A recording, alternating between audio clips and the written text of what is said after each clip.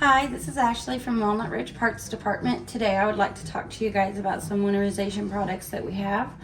First of all, friendly reminder, now through November 5th, we are accepting walk-in appointments for us to winterize it for you.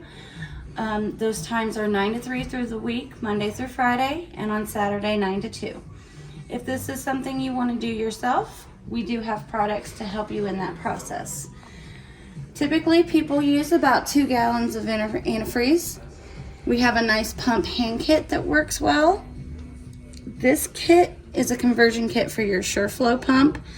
This is what you would need for your FlowJet pump. Runs about 2.5 feet long, comes with all the fittings, and then you can winterize yourself. Quick thing on where to locate that water pump: it could either be in the basement, behind a panel in your storage compartment, under the couch, under the main bed, or also around the kitchen cabinet area. Of course, if you have any questions, feel free to give us a call.